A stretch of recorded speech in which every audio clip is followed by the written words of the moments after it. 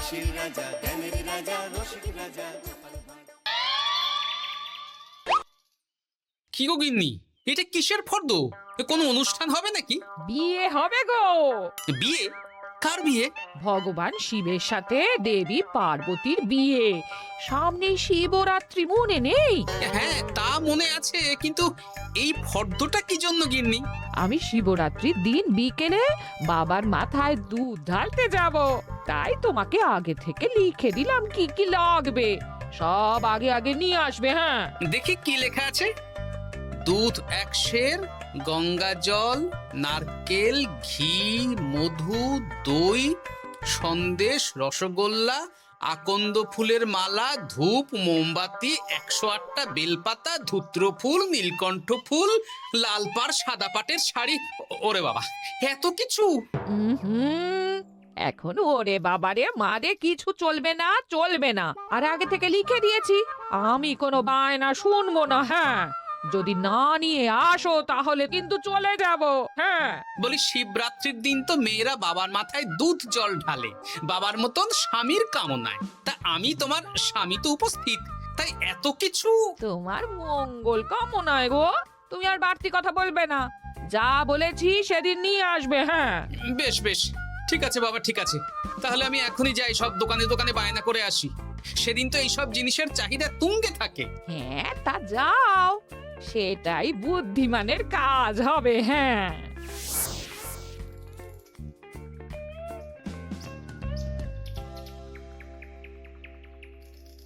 আরে এই তো পুটির বাবা, সকালে রাজসভায় গিয়েছিলে কিন্তু তেমন কোনো কথা হলো না। হ্যাঁ গোপাল দাদা, এখন কি যে করি। ঠিক আছে ঠিক আছে, আমি দেখছি কি ব্যবস্থা করা যায়, বুঝলে। ঠিক আছে গোপাল দাদা, একটু দেখো, বুঝতেই তো পারছো অভাবের সংসার। হ্যাঁ হ্যাঁ, কোনো চিন্তা করো না।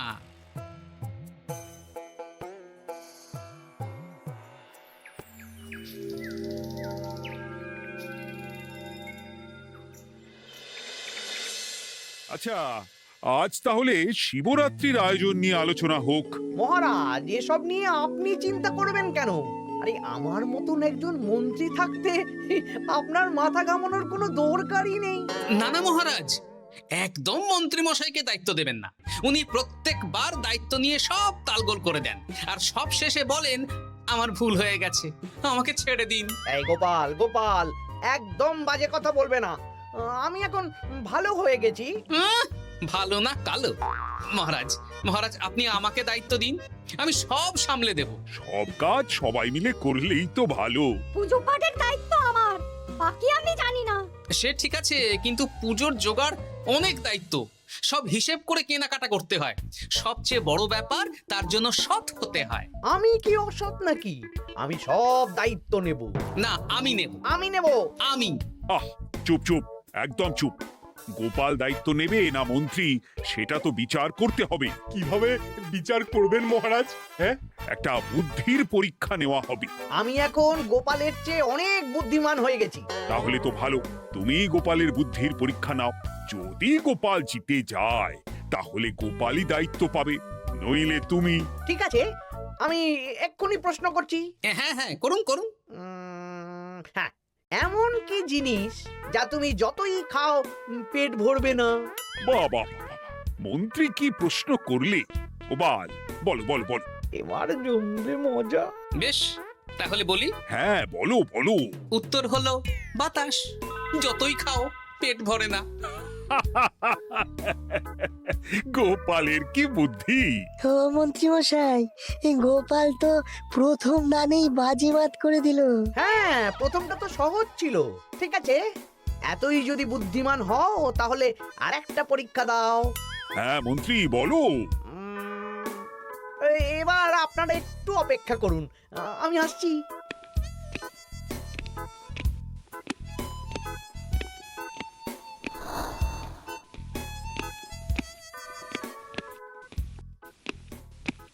এই তো মন্ত্রী এসে গেছে, আবার হাতে একটা খাঁচা।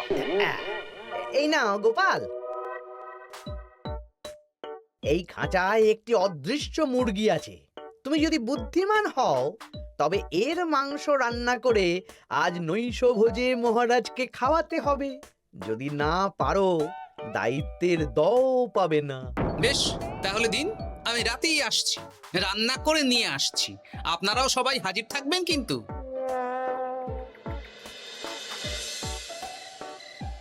এই সেরেছে, গোপাল যে এখনো এলো না।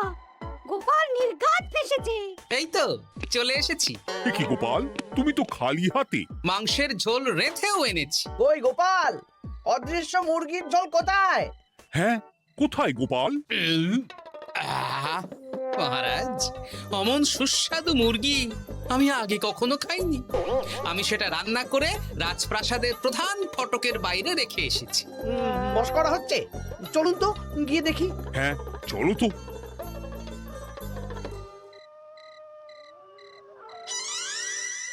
এ কি, এখানে তো কিছুই নেই, আমি তো দেখতে পাচ্ছি না। কই, আমরা তো কেউ কিছু দেখতেই পাচ্ছি না। কোথায় কোথায় মাংসের ঝোল? আরে মন্ত্রী মশাই, অদৃশ্য মুরগি রান্না করলে ঝোলটাও তো অদৃশ্যই হবে। আপনি দেখতে পাচ্ছেন না, মানে আপনার মনে পাপ আছে, নইলে আপনার চোখের সমস্যা। মহারাজ তো ঠিকই দেখতে পাচ্ছেন, তাই না মহারাজ? এই রে, গোপাল তো মোক্ষম জবাব দিয়েছে। হ্যাঁ হ্যাঁ, চমৎকার ঘ্রাণ বেরোচ্ছে।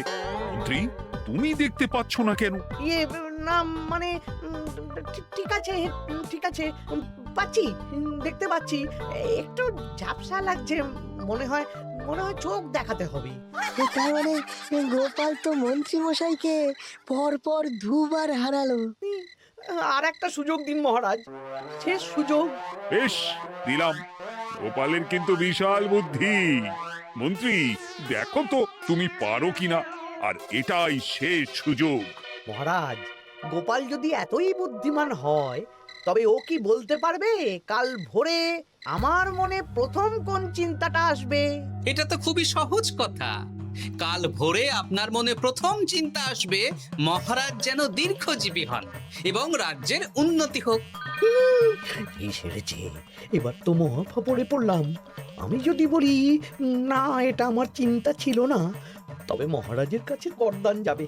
আর যদি বলি হ্যাঁ, তবে গোপালের বুদ্ধির কাছে আমাকে হার মানতে হবে। কি মন্ত্রী, বলো। হ্যাঁ, ঠিক বলেছ গোপাল, এটাই আমার চিন্তা ছিল।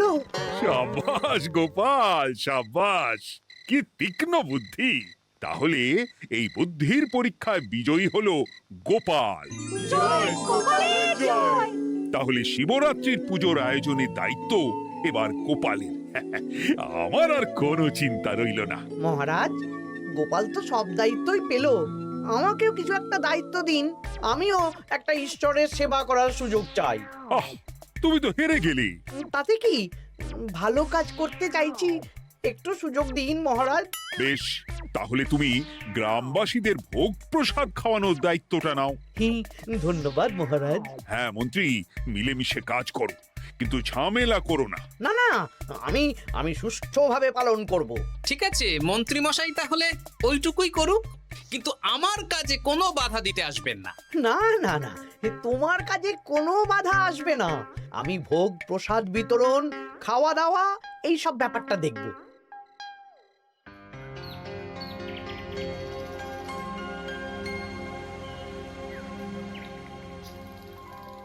বলুন মন্ত্রী মশাই, সকাল সকাল ডেকে পাঠালেন। শোন বটা ঘটা, এবারে শিবরাত্রি উপলক্ষে যে ভোগ প্রসাদ জনগণের উদ্দেশ্যে বিতরণ হবে, তার পুরো দায়িত্বই আমার। তাতে কি, মহারাজ আয়োজন করেন আর সব রাজ্যবাসী বিনামূল্যে খেয়ে যান। সেই প্রথা এতদিন চালু ছিল, কিন্তু এবার একটু অন্যরকম হবে। কিরকম কিরকম? তোরা দুজন আমার নাম করে সব গরিব প্রজাদের কাছ থেকে ভোগ খাওয়ার জন্য চাঁদা তুলবি। শিব পুজোয় চাঁদা? হ্যাঁ দাদা, ইয়ে না মানে ঘটা, খুব সামান্য। বাড়ি আর দোকানগুলোয় যাবি আর মাথা পিছু 1 আনা করে তুলবি, কেমন? বেশ, তারপর বলবি ঢালাও খাওয়ানো হবে, এলাহি আয়োজন। আচ্ছা ঠিক আছে। তবে ভুল করেও কোনো রাজসভাসদদের বাড়ি থেকে বা মান্যিগণ্যি লোকের বাড়ি থেকে এই চাঁদা তুলিস না যেন। না না, বুঝতে পেরেছি, তুলবো না। বলবি সারা রাত পুজো হবে, পরের দিন সকালে হবে প্রসাদ বিতরণ, কেমন?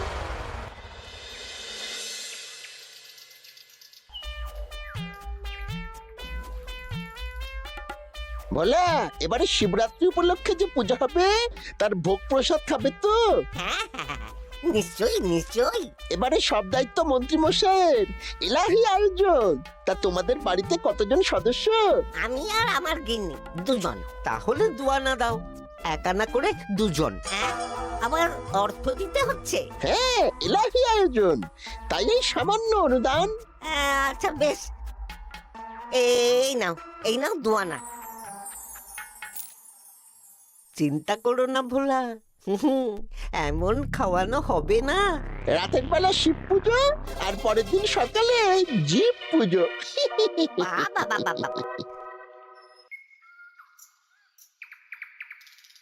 সব দোকানে দোকানে আমি যাচ্ছি, আর তুই লোকজনের বাড়ি বাড়ি যা। বেশ। রে কত হলো? অনেক হয়েছে মন্ত্রী মশাই, এই দেখুন। বাবা বাবা বাবা, এক আনা করে নিয়েই তো থলে ভরে গেছে। হ্যাঁ, এবার হবে মাছের তেলে মাছ ভাজা। মহারাজও ভোগের আয়োজনের জন্য আজকে মোহর দিয়ে দিয়েছেন। তার মানে তো আপনার মুনাফাই মুনাফা, লাভই লাভ। আমাদেরকেও কিছু দিন। দেব, এখনো কাজ বাকি আছে।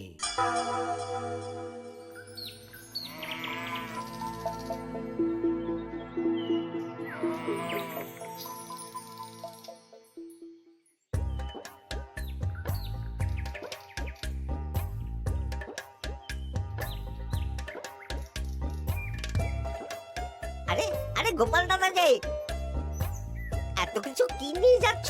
এই তো শিবরাত্রির পুজো উপলক্ষে দশকর্মার বাজার রাজবাড়ি নিয়ে যাচ্ছি। এবারে তো এলাহি ভোগের আয়োজন।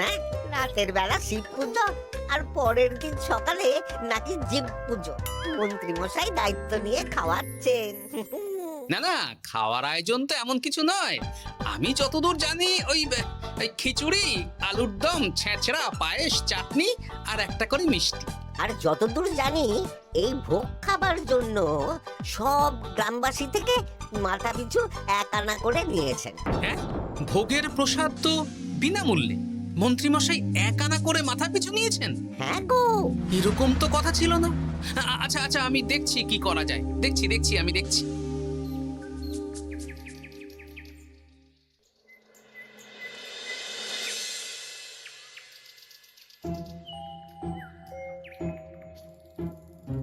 ভায়া, বলছি তোমার কাছে মন্ত্রীমশাই এসেছিলেন? হ্যাঁ, চালের বায়না করে গেলেন। তা কি চালের বায়না করলেন?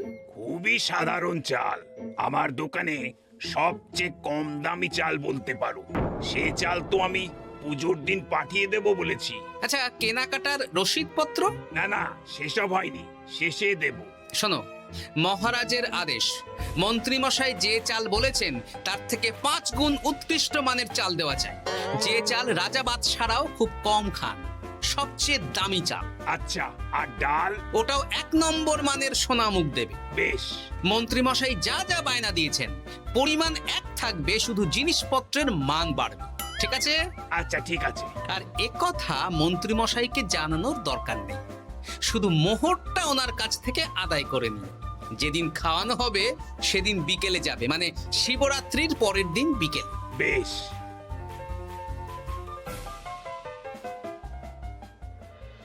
নাও ধরো গিন্নি, যা যা বলেছিলে সব কিনে এনেছি। এবার আমি মন্দিরে গেলাম, কেমন?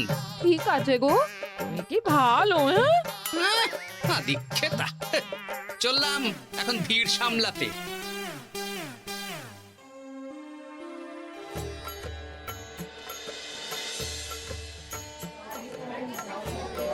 একটু সারিবদ্ধভাবে দাঁড়ান, আপনারও সুযোগ আসবে। বাবা কাউকে ফিরিয়ে দেবে না। দেখো মন্ত্রী, দেখো গোপাল কি সুন্দর ভিড় সামলাচ্ছে। ওকে তো এই জন্যই দায়িত্ব দেওয়া। হ্যাঁ, তাই তো দেখছি। ওম নমঃ শিবায়। হে ভোলানাথ, দেবাদিদেব মহাদেব সকলের কল্যাণ করুন। জয় দেবাদিদেব মহাদেবের জয়। হে ভোলেনাথ মহেশ্বর, মঙ্গল করো বাবা। জয় বাবা ভোলাদেব মহেশ্বরের জয়। তা তোমার শরীর এখন কেমন? এই তো বেশ ভালো আছি। সবই তোমার জন্য। তুমি না সাহায্য করলে ওই ওষুধ আমার পেটেই পড়তো না। না না, আমি তো নিমিত্ত মাত্র, সবই মহাদেবের ইচ্ছে। জয় বাবা মহাদেবের জয়। চলি গো। কাল ভোগ খেতে তাড়াতাড়ি চলে এসো।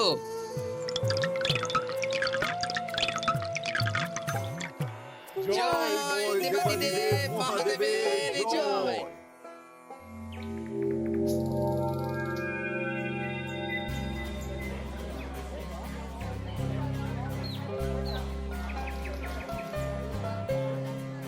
সত্যি মন্ত্রী মশাইয়ের ভোগের প্রসাদ পেয়ে মনটা ভরে গেল। কি সুন্দর রান্না, আর খাবারের গুণমান কি ভালো। তার উপর রসগোল্লা কত বড় বড়। এত বড় রসগোল্লা খাওয়া তো দূর, বাবার জন্মে চোখেও দেখিনি।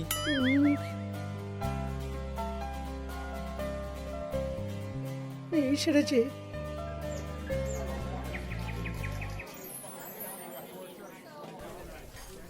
এই যে পাচক ঠাকুর, শোনো। বলুন মন্ত্রী মশাই, আজ আমি খুব খুশি। কেন? আপনি মহান। কেন? মানে আপনি যে চাল পাঠিয়েছেন সে চালে রান্না করা আমার স্বপ্ন ছিল। কি গন্ধ, কি গুণমান, রাজা বাদশাদের চাল বলে কথা। আমি তো খুব সাধারণ মানের চাল দিতে বলেছিলাম, 30 আনা সের মূল্যের চাল। কেন, নবাব বাদশাদের ঘরে এই চালটা থাকে। তাই? কোথা থেকে এলো? কেন, চালের দোকান থেকে এসেছে। মিষ্টিও দারুণ, রসগোল্লা তো নয়, যেন যেন একেবারে বড় বড় রাজভোগ। কি আকার, কি গুণমান, কি স্বাদ। আহা, দেখুন দেখুন দেখুন। বাবা, ভোলা এত বড় রসগোল্লা দিয়েছে। ঠিক আছে, যা হচ্ছে হতে দে। আমি তো চিন্তায় পড়ে গেছি।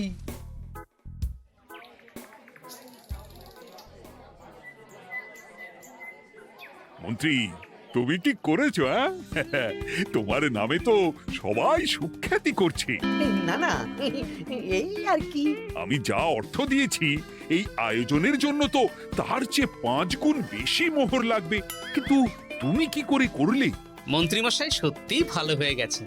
দেখো গোপাল, দেখো মন্ত্রী সত্যি বদলে গেছেন। সবই তো জনগণের সেবার জন্য। কে জানে বাবা, কি গড়বড় হয়ে গেল।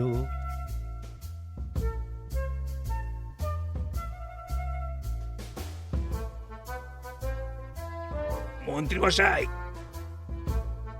বকেয়া পাওনা নিতে এলাম। আপনার মোট হয়েছে চালের 350 মোহর, মুগ ডালের 250 মোহর, আর মশলাপাতি 100 মোহর। হ্যাঁ, বলো কি? মন্ত্রী মশাই, ওই আপনার মোট বকেয়া 300 মোহর। আর আমার এই 150 মোহর। হ্যাঁ, চলুন মহারাজ, একটু মন্ত্রীমশাইয়ের বাড়ির দিকে ঢু মেরে আসি। চল। চলুন, ওনাকে গিয়ে ধন্যবাদ জানিয়ে আসি। এই না না না, আরে আরে আমি কি করে দেব? আমি কি চন্দ্রমুখী আলু দিতে বলেছিলাম? আমি কি করে দেব? না না, ও আপনাকে দিতেই হবে। হ্যাঁ, কি বলছো মন্ত্রী? তুমি এত ভালো কাজ করেছো, এত বড় মুখ করে সকালে বললে যে সবই জনগণের সেবার জন্য। আরে আমি কিভাবে জানবো যে এত খরচ হয়ে যাবে? কেন মন্ত্রীমশাই, আপনি তো গ্রামবাসীদের থেকে অর্থ নিয়েছেন, মাথা পিছু 1 আনা করে। হ্যাঁ, মানে এই সব তো কথা ছিল না। এই সেরেছে, গোপাল কি করে জেনে গেল? এসব কথা কি আর চাপা থাকে? আর সেই জন্যই তো আপনি ভালো মানের খাবার খাইয়েছেন। সত্যি তো, যে মানের খাবার খাওয়ানো হয়েছে তা কৃষ্ণনগর কেন, আশেপাশের কয়েকটা নগরের লোকও এই জিনিস চোখে দেখেনি, আর তাই তুমি অর্থ আদায় করেছো। না মানে, আমি বুঝতে পারছি না, আমার অনুমতি ছাড়া এগুলো হলো কি করে? মন্ত্রী মশাই, বকেয়া পাওনা দিন, নইলে খারাপ হয়ে যাবে বলে দিচ্ছি। হয়ে গেল, আমি ভিখারি হয়ে গেলাম। অগিন্নি, মোহরের থলেগুলো নিয়ে এসো, গয়নাগাটি নিয়ে এসো। আমাকে পথে বসিয়ে দিল। কে কে আমার এত বড় সর্বনাশ করলো? আমি মন্ত্রীমশাই, আমি আপনি যখন চাঁদা তুলে ভালো খাওয়াতে চাইছেন, তাই সবচেয়ে ভালো খাওয়ানোর ব্যবস্থা করে দিলাম, তাও আবার আপনার ঘাড় ভেঙে। আমার সর্বনাশ হয়ে গেল।